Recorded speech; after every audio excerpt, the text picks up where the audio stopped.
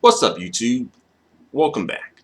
So in this video, I want to talk about George Floyd and the situation with him and the cops that ultimately led to his death, and as well talk about how this um, is sort of playing out within the black community, so to speak, right? So, as you guys probably already know, George Floyd unfortunately is yet another victim of police brutality against black people, both men and women, because we need to definitely start acknowledging that, black women also are dealing with police brutality. And as well, the situation with Breonna Taylor is also kind of flying under the radar as well. And unfortunately, this situation with George Floyd is further causing Breonna Taylor to fly under the radar. Just want to put that out there too. Um, but I'll sort of speak on, black women and Breonna Taylor's situation a little bit later within this video. Um, but yeah, so there's video footage of George Floyd um, being accosted by the cops. He was intoxicated. Based on the footage, it didn't seem like he was really resisting arrest. It didn't seem like he was posing much of a threat.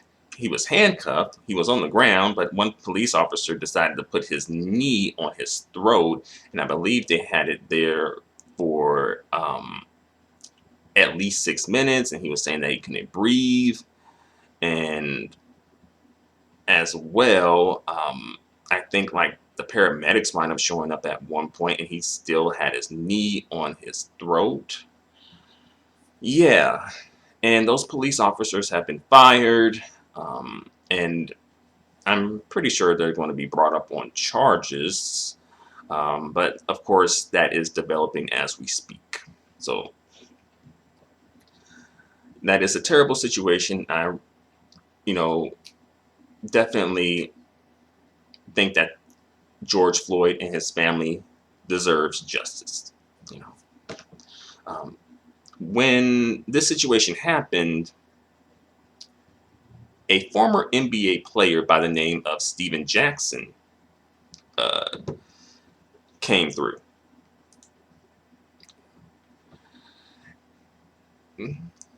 Interesting, right? So Steven Jackson, he took a break from trolling black women to speak on some real shit pertaining to his quote unquote twin, as he refers to as he refers to George Floyd as. I didn't know that they knew each other. They do look alike, very much so, which I think may even hit even closer to home for Steven Jackson, because that's his friend and they both do look alike. Low key, this could have been Steven Jackson, perhaps, especially if folks didn't know who Steven Jackson was, right? But Steven Jackson and George Floyd, as I mentioned before, they do look very similar to one another. And, Steven Jackson, it's a bit funny because Steven Jackson, during one of his like social media um, lives that he did, he mentioned something to the effect of like, black women, bitter black women being worse than police. And I just find that a bit funny how this situation sort of circles around here and shows you that no, bitter black women are not worse than the police. All right. And black women, bitter or not, are the only group that really gives a damn about you as a black man. So, yeah, I think that, Steven Jackson should come through, recant, backpedal, apologize, take ownership of what he said and make amends, or at least attempt to make amends for that. I don't think that's going to happen, but I think that should happen, right? And also something that has come up, George Floyd is a swirler. He has a white fiance. And some people were saying that he has a black girlfriend. I don't know if he has like both a fiance and a girlfriend, or like a fiance and a side chick, or I'm not sure. But I know, as far as like the woman who is speaking up on his behalf and claiming to be his fiance, is a white woman, right? And is that a factor? Should that be a factor? You know, especially for the black women out there, you know?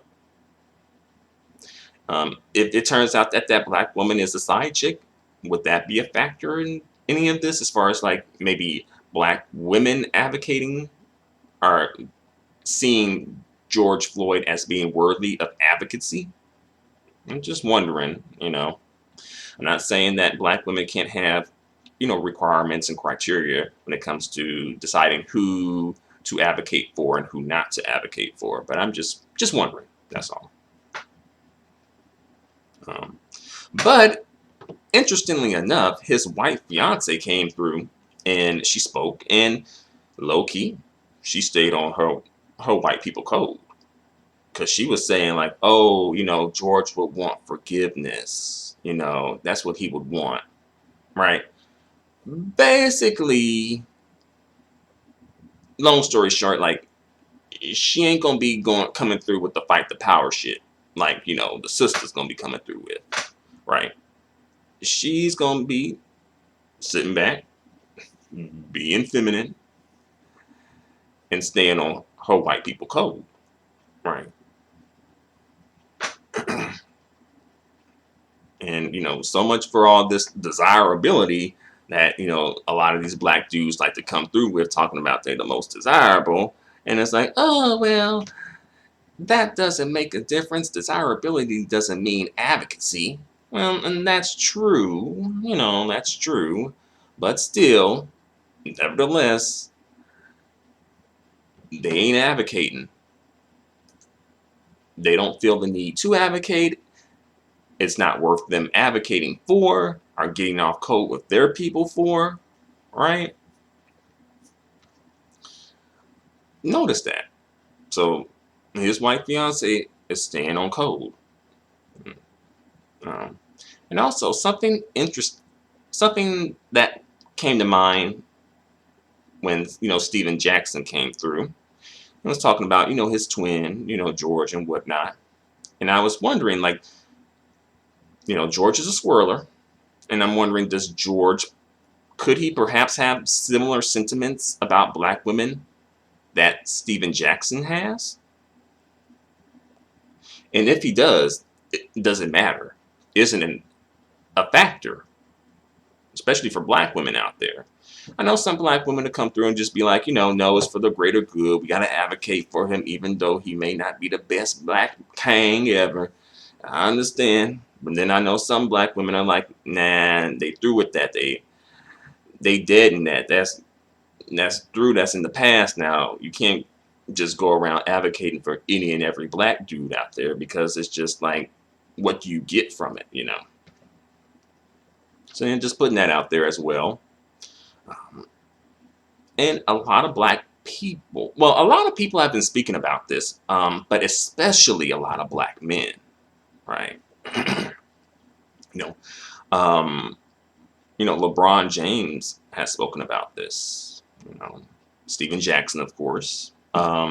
Sterling K. King is an actor. He spoke about the Ahmaud Arbery situation. I'm not sure if he's spoken about this situation with George Floyd yet. Jamie Foxx has spoken about this situation, I believe, at one point. Odell Beckham, you know, Colin Kaepernick. You know, Colin Kaepernick's biracial, but, you know, I think he was given a black pass and a black card during that whole police brutality protest he was doing. So I guess we can put him in the category too, at least as an honorable mention, at least. DJ Fluker, Chance the Rapper. Heck, Demi Lovato came through and spoke about something, and Justin Bieber, I think, maybe even said a little bit of something. Gayle King broke down on national TV about this, and y'all know how Gayle King was getting dragged through by a lot of black men because of that Kobe Bryant situation when she came through and asked that question, right? You know, then UFC fighter John Jones going in on Twitter. You know, heck, Drake's dad came through and spoke about it. You know, a lot of people are saying things about this, especially a lot of black men. And I'm not saying that that's a bad thing or anything, but you know, I do sometimes wonder, where is this advocacy for, say, you know, perhaps, you know, Breonna Taylor or Corinne Gaines or Sandra Bland. And, you know, I think Sandra Bland, I think she did get some advocacy, you know. I think she did. Probably could have been a bit more. And there was a lot of victim blaming in that mixed in with it too, though. So, yeah. And when it comes to protest, like, I see a lot of protests happening. Like, you know, folks have galvanized, you know, within a matter of hours to protest, you know. And it's not just black people, at least from the photos I've seen. I do notice when there's showing black people protesting, you know, black bodies, a lot of times it's black women, identifiably black women, aka black women darker than a paper bag, aka unambiguous black women, aka brown skin and dark skin black women, low key being pushed. That's the face of it, you know. That's something to be wary of too. And, you know, you know, black women, you know, they want to support. You know, black women feel like these men could be their brothers, their sons, their fathers, uncles, this, that, and the third, right? And it's true.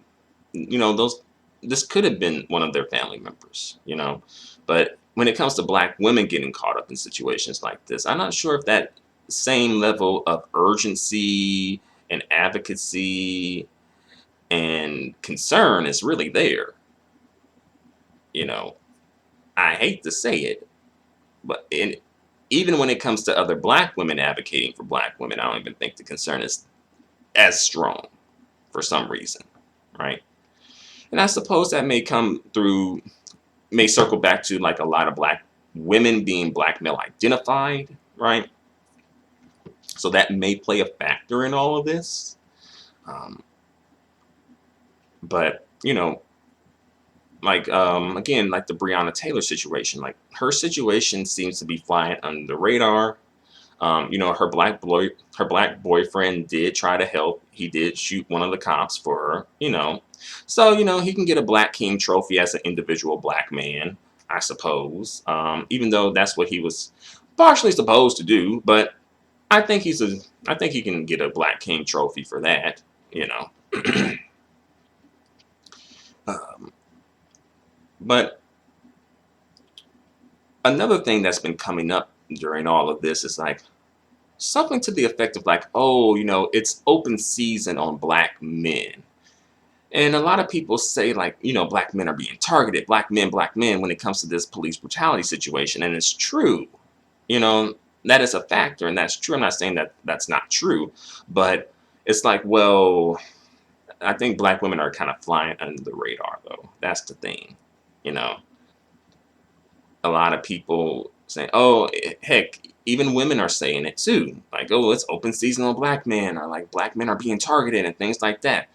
And again, it's not that it's not true, but it's like, it's only telling part of the story, right? And it seems like, you know, the black man's plight ultimately is prioritized just about 99.9% of the time over black women's plight, right? And, you know, black women being in these protests are not helping them when it comes to being seen as targets, right? They're jumping up, you know, trying to come through and, you know, fight the power, right? while putting a bullseye on themselves in the process, right? And low-key masculinizing themselves in the process too. Thus, a lot of these damn white cops, these white racist cave beast cops, you know, they'll hem up a damn black woman in a second, in a heartbeat. They ain't recognizing her femininity. They ain't trying to like, oh, let's handle her a little more gently because she a woman. No, they may do that with like white women, maybe even other groups of women, but maybe not as much with black women, right?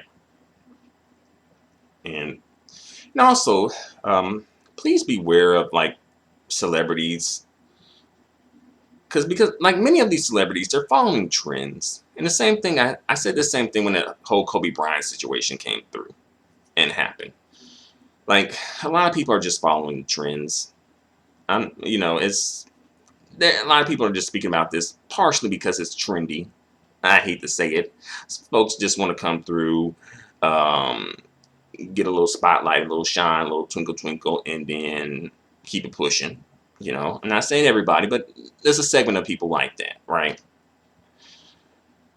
And as well, notice, as I mentioned previously in this video, like a lot of black men came through and spoke.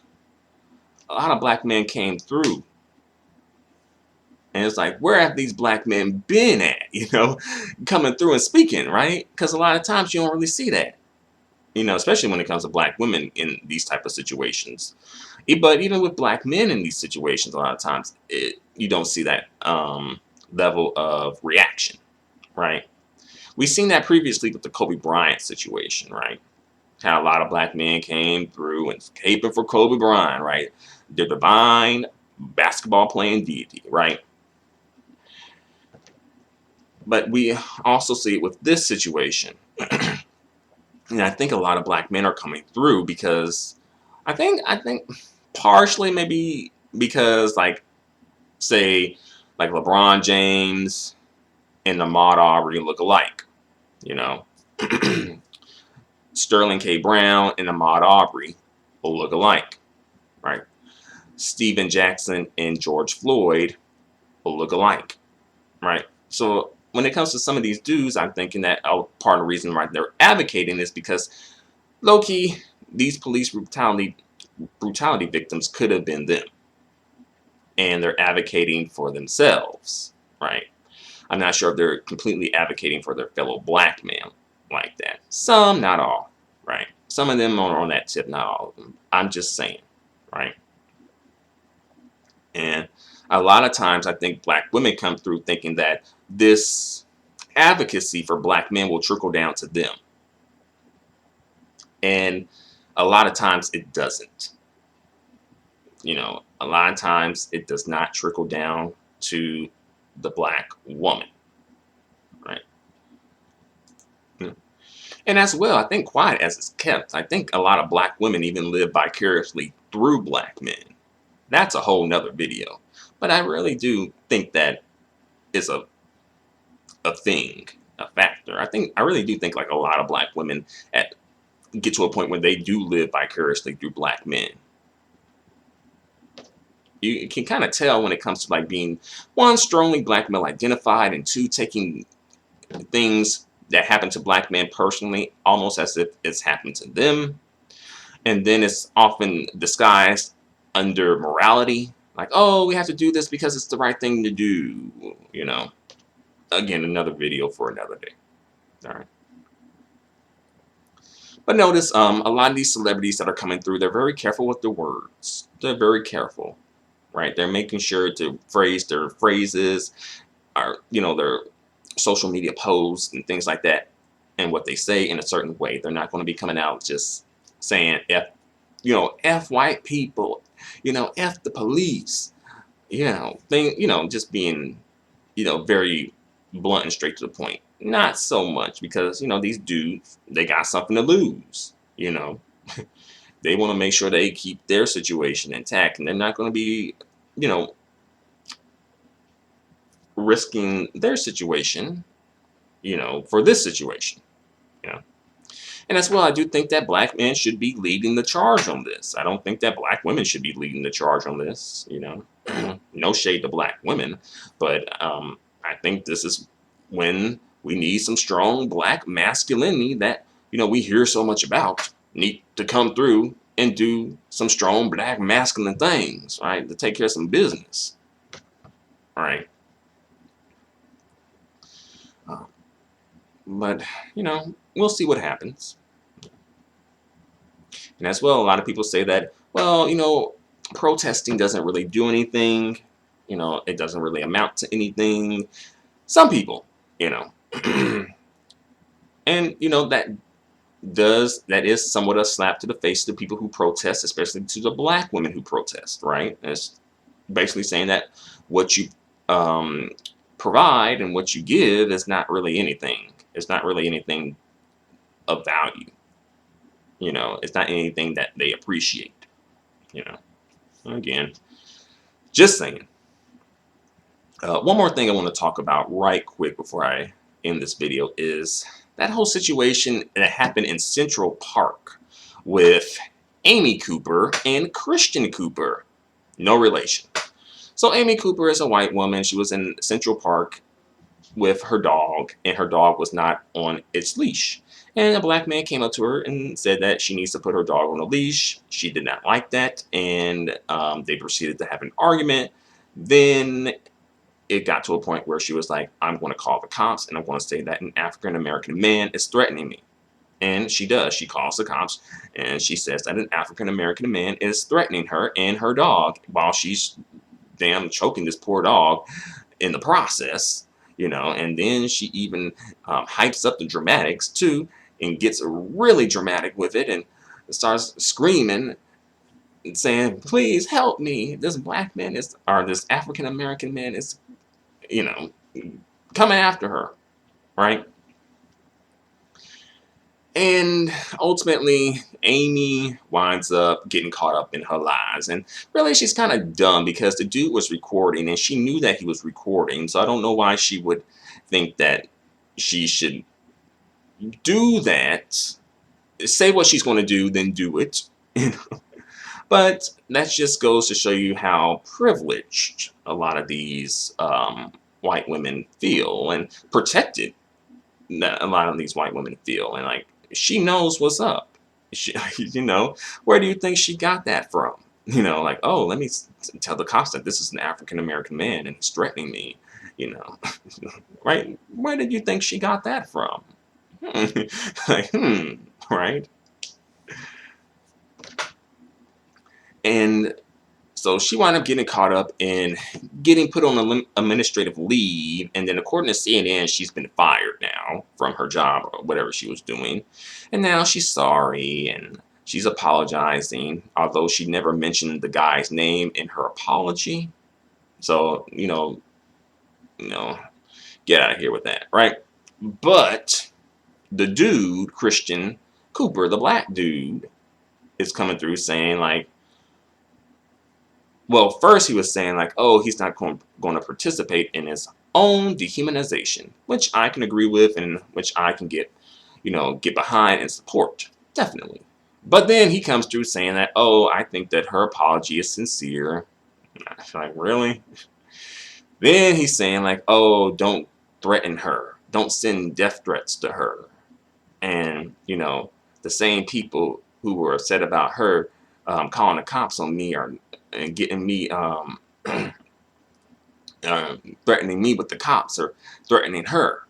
And I'm like, God damn it, dude. Like, first you came through like you on some Malcolm X shit, low key. Now you coming through like you on some damn Martin Luther King, we are the world shit. Right. And low key, this dude, Christian Cooper, lowest of low key, seemed like the type of black dude that would be kind of seen dating a white woman, romancing and dating Becky anyway. I'm just saying that I kind of low key get the vibe. I'm not saying that it's true or whatever, but because I don't know, but low key I kind of get that vibe there. And if you see him out with a white woman, I know a lot of black women gonna be in their feelings about that, you know. But hey, that's his choice. That's his preference. You know, we all can have a preference, right? Just ask Doja Cat. I'm going to speak about that situation. I'm going to do a follow-up video to my previous video about that in the next video. But for now, I'm going to just bring this video to a close and just, just let me know what you guys think about all of this. Let me know in the comment section. Until the next video, adios and goodbye for now. One more thing I forgot to mention. Back to George Floyd for a moment. Let's suppose, do you think that they're going to, well, they're probably, I'm pretty sure they are, but they're going to, if George Floyd has a criminal record, that will end up hitting the media at one point or another, and, if he does have a criminal record, is that going to be playing a factor in black people's particularly black people's advocacy, right? I'm just wondering. And as well, I also forgot to mention, like when it comes to the media, they definitely hype up like black men who get victimized by police brutality. Notice that. The media loves to push those stories, right? And I think partially it's because those stories, they get a lot of attraction in the media, right? They want to be going viral, right? A lot of people react to them, right? But when it comes to black women, I'm not sure if that is the same. I don't think that's the same. You don't really get that same thing, Yeah. So that's all that I gotta say for the moment. But let me know what you think about this whole entire situation. Let me know what you think about black women's role in all of this. Do you think that black women should be fighting the power, helping to fight the power, staying out of it? What do you think? You think black women need to start prioritizing their own plight and lack of advocacy and start applying some of their own advocacy to themselves? Let me know what you think in the comment section. Until the next video, adios and goodbye for now.